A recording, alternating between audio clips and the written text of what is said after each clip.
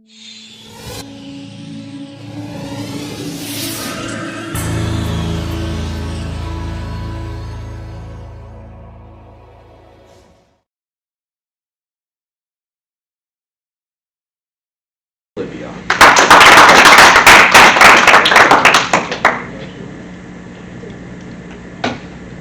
They're burning all the witches, even if you aren't one. They've got their pitchforks and proof, their receipts and reasons. This is a lyric from Taylor Swift's song I Did Something Bad off of her album Reputation. The album was released in 2017 following the scandal that she was in with Kim Kardashian and Kanye West. The lyrics correlate to a time where she was canceled on the internet. She was bashed for months over something that turned out to be fabricated, when the truth of it all was that her only offense was being a successful woman with her whole life in the public eye. She had the image that everyone said that she should have, the one that everyone wanted. She was a nice girl who just wanted to make music. But no matter how much time and effort and that she put into perfecting her image and conforming to society's standards of her, they still turned on her. I've been a fan of Taylor Swift since I could understand what it means to be a fan of someone who makes music and like their music and want more of their music. And anyone could go online and search up Taylor Swift 2017, and you can read the articles and the comments and the tweets from the time and maybe understand what's going on. But being a Taylor Swift fan in 2017, like openly, and people all giving your opinions on their on the situation that I'm about to tell you, which everyone had an opinion on it, was kind of crazy. So here's me in 2014 at the 1989 World Tour, me again with Kristen in 2018 at the Reputation Tour, and then me this past month at the Eras Tour in 2023. To start this off, I'm going to tell you a story. It's 2009. Taylor Swift had just won the VMA for Best Female Artist, Best Female Video. During her acceptance speech, Kanye West jumps up on stage, grabs the microphone out of her hand, tries to grab the award out of her hand, and said that Beyonce had the better video, that Beyonce deserved to win this award. This was the beginning of an entirely new existence for Taylor Swift. At only 19, her name was in millions of people's mouths and not in the way she would have liked. It seems that the entire media zoomed in on Taylor Swift in this moment. When reflecting on it years later, she said, "All I wanted my whole career after that thing happened in 2009 was for him to respect me. I hate that about myself, but that's where I was." When you're young and a woman in the music industry, you're going to get taken advantage of, or people are going to try to take advantage of you. Men and even women who have been in it far longer than you will take your naivety and exploit it for their own gain. Kanye took advantage of a fresh face in music and probably thought, what is she going to do to someone like me? All of this leads to the release of Kanye's song Famous in 2016. I'm about to show you these lyrics. I'm not going to say them, but these are the lyrics he rapped about Taylor Swift. There was obviously a lot of people talking about them when they came out, when the song came out, and everyone had something to say. Taylor Swift's team came out and said that she never approved these lyrics, that they had a conversation, but this was never in it. Soon after this, a phone call between Kanye West, Taylor Swift, and Kim Kardashian was released or leaked on Kim Kardashian's Snapchat story. From this, it seemed that Taylor Swift was lying about never being told, and that she agreed to the lyrics like happily, and she was. So now everyone was calling her a liar, and thank you, Kim, for bringing the truth about Taylor Swift. But I'm going to spoil the story for you.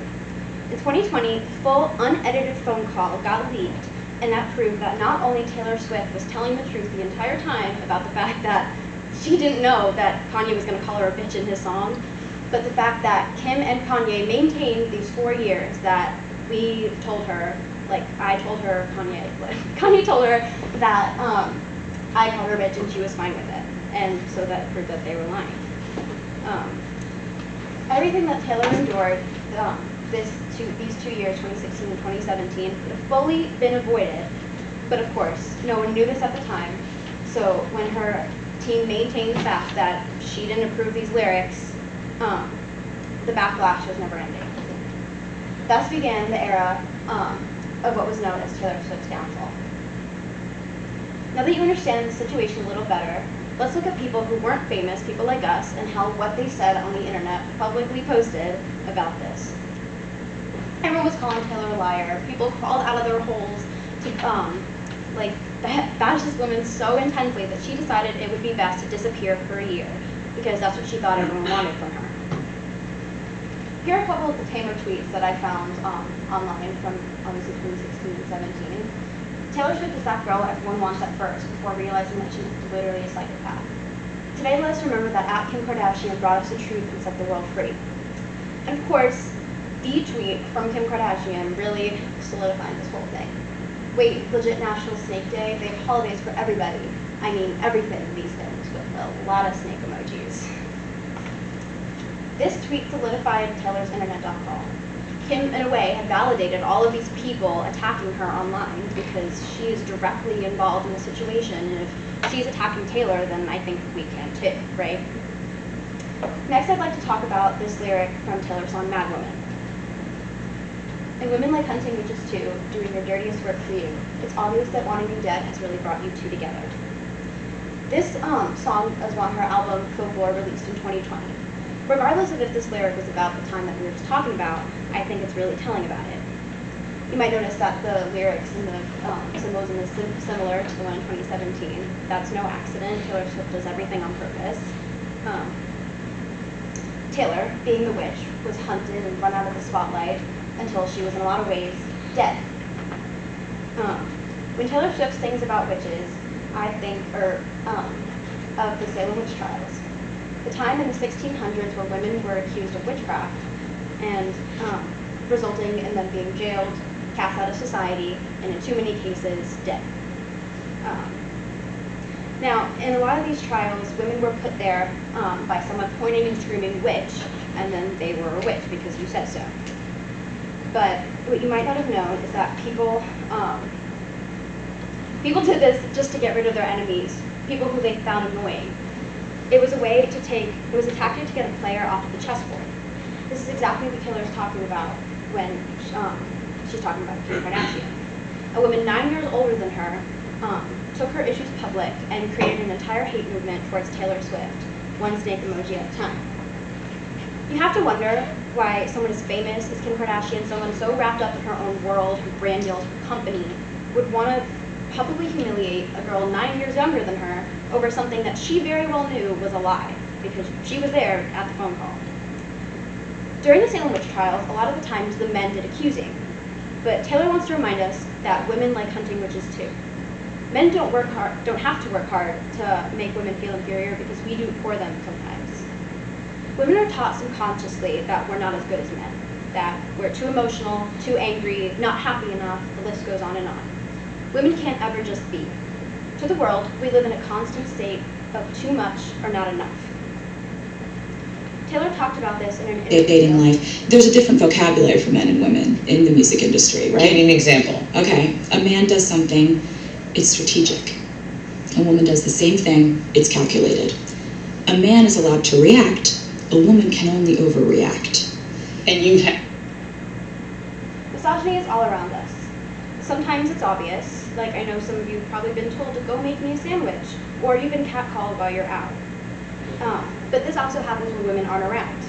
Guys are told to throw like a girl when they're not doing it good enough. If you're throwing like a girl, it's not good enough. Or you're doing girl push-ups because the regular ones are too hard. Other times, women are being sexist against their own gender, subconsciously degrading themselves and other women based on sexist ideas of how women should look, dress, act, and speak. The term for this is internalized misogyny. Taylor Swift dates too many guys, so we think less of her. But Leonardo DiCaprio and his 25 and he's done rule at the ripe old age of 46, and no one really cares that much. Of course, there's some people talking about it, but he's still an icon, you know? Male celebrities act awful, and they remain untouched. Countless men exist in positions of power with rape allegations, domestic violence allegations, and even conviction. But they're still in power. We condemn women for every move they make and how they look doing it. And it goes for us too. So many times I've made decisions about my appearance or how I act, like, let me put on mascara today, I don't want people to think I'm not trying. But not too much because I don't want them thinking I'm trying too hard. Or let me make my face look more natural because I have a resting bitch face. Notice how men never have resting bitch faces? Why do we care? Why do we perpetuate standards that are impossible even though they directly and negatively affect us? You're allowed to look how you want, date who you want, and follow your dreams without being criticized or judged. And so does Taylor Swift. I'd like to think society is healing when it comes to this, but the bottom line is that we all owe Taylor Swift, as well as ourselves, an apology for all the years that we've killed ourselves to make ourselves into the perfect person to fit the unreachable standards. I'd like to leave you with a quote, a line from a poem written by Taylor Swift in 2017, titled Why She Disappeared. Without your past, you could never have arrived, so wondrously and brutally, by design or some violent exquisite happenstance here.